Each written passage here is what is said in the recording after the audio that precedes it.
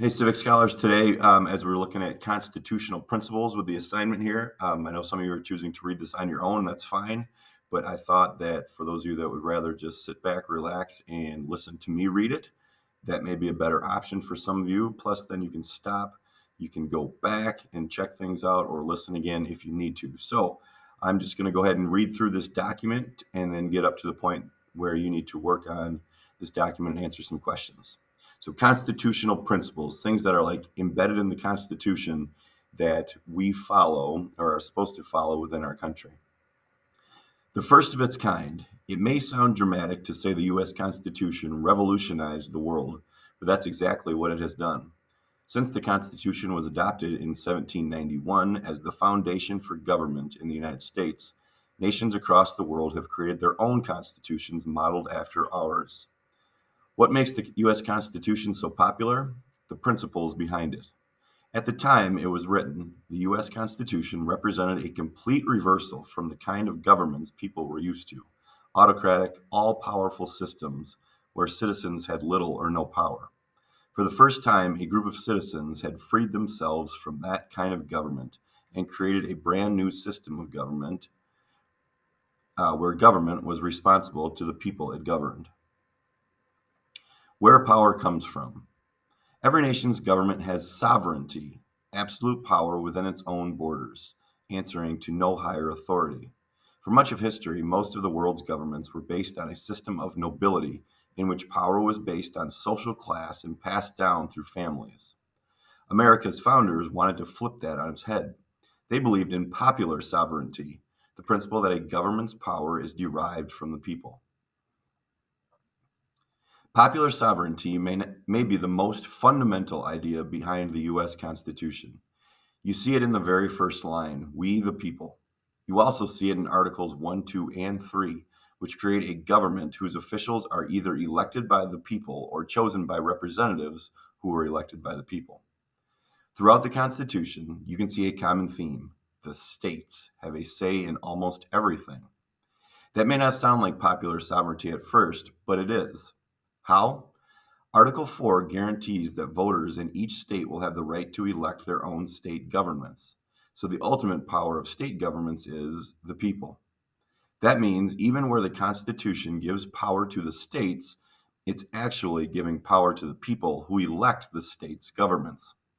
If you look closely at the government structure set up by the Constitution, you'll see how each part ultimately links back to the people. Consent of the governed. Most historical governments didn't care what their citizens thought about the government's actions. They didn't need to. When the people you govern don't have any way to kick you out of power, who cares what they think?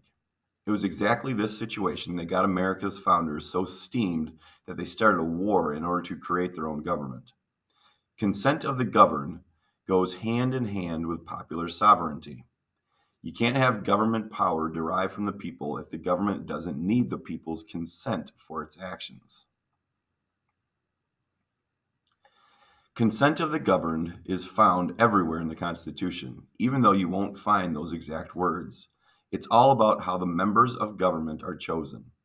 Under the Constitution, the governed, or the people, give their consent, or approval, by voting.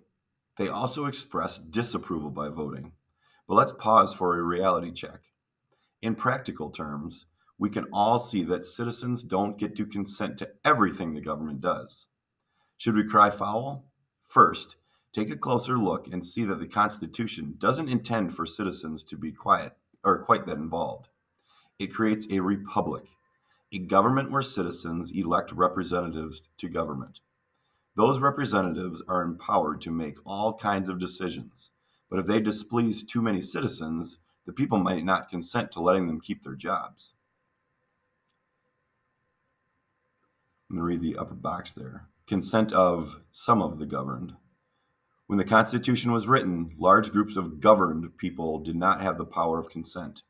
Women, people of color, enslaved people, and poor people who owned no land were all denied the right to vote. The founders were all about escaping a power system based on birth and social class. Like most people at the time, they generally accepted that it was okay to deny power to people based on other factors, such as gender or race. Hold it right there. Most governments in the 1700s, including the British government the Americans had just broken free from, had few, if any, limits on their power. Governments were usually led by kings or similar figures who gained power by birth and could essentially do anything they felt like doing. Even in places like Great Britain, where society had demanded some limits on government, the starting point was unlimited power. Reform movements aimed to restrain that power. By contrast, the Constitution's starting point is limited government. Under this principle, a government only has the power that's been given to it. To understand how the Constitution limits government, you need to understand who actually creating the Constitution: the states. Each state was basically an independent nation that agreed to cooperate with the other states. The men who attended the Constitutional Convention wrote the Constitution as representatives of the state they lived in. When they wrote Articles 1, 2, and 3, they created the three branches of the United States government and assigned each branch certain powers. Their starting point was that states were the source of the federal government's power. The only powers the federal government would have were the powers assigned to it in the Constitution. The states and the people would keep the rest. Limited? Seriously? Time for another reality check. Today's federal government doesn't seem very limited, so what's up? In one sense, nothing has changed. Americans still operate on the principle that the government is limited to what the Constitution says it can do. But over time, several changes have evolved. For one thing, society's ideas about the role of government have changed. Today, Americans generally feel it's appropriate for government to keep an eye on everything from airline safety to food contamination to children's well being. For another thing, what the Constitution says requires interpretation because it doesn't say much, and the Constitution has been interpreted differently over time. In many cases, that has led to an expanded view of what the federal government's powers actually are. Limited by law. For the founders, limited government was about more than just defining which powers the government would have. In the British system of nobility, the law simply wasn't applied to nobles in the same way it applied to everyone else. At the same time, there was little to hold the government itself accountable to the law. This kind of government was missing the rule of law, the principle that society is governed by laws, not people, and that even the government must follow the law. The Constitution incorporates the rule of law as another way to limit government power. Article 6 establishes the Constitution as the supreme law of the land for the United States. The founders were especially concerned with making sure no single person could become an all-powerful leader. So Article 2 requires the president to take an oath promising to preserve, protect, and defend the Constitution of the United States. Article 6 also requires members of Congress, judges, and government officials at both the federal and state levels to take an oath to support the Constitution. Moreover, the Constitution does not make government officials immune from the law. Article 1 allows members of Congress to be prosecuted for crimes and sued for other violations. Article 2 allows the president to be removed from office for treason, bribery, or other high crimes and misdemeanors. And Article 3 specifies that judges serving a lifetime appointment keep their jobs during good behavior. Fail-safe against tyranny. For the founders, the principles described so far still weren't enough protection against runaway power. They wanted to build protection into the structure of government itself.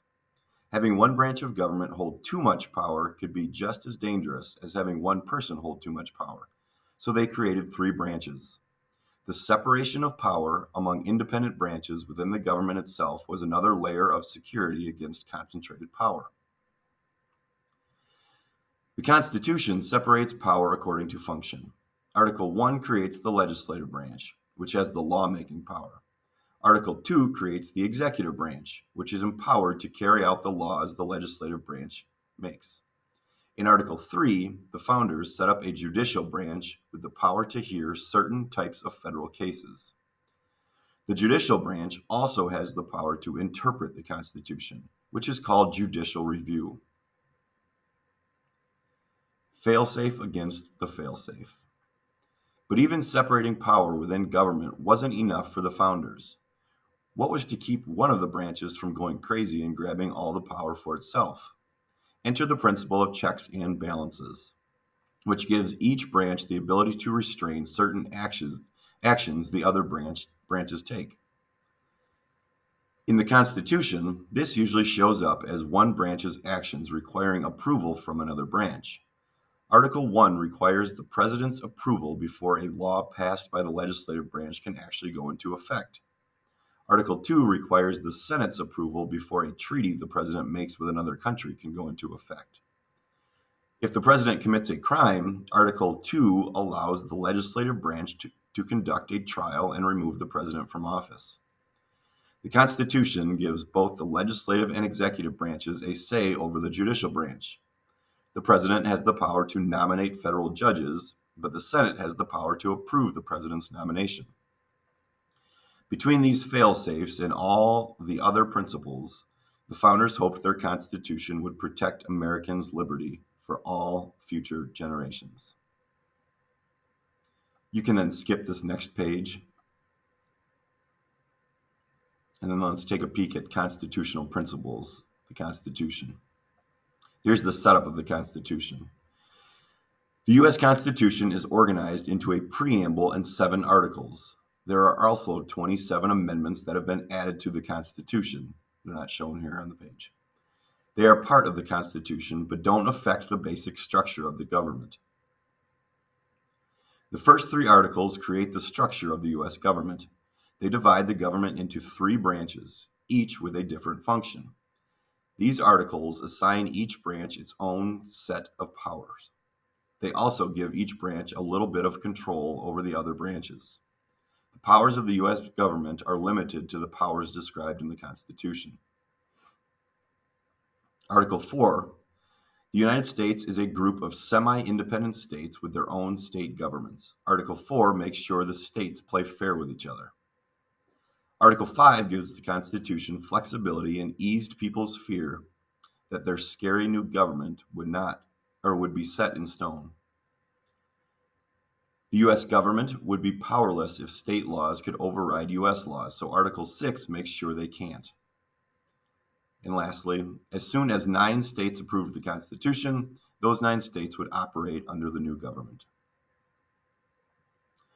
Okay, the rest of the couple pages here you need to fill out with yourself or your group, and then turn it in.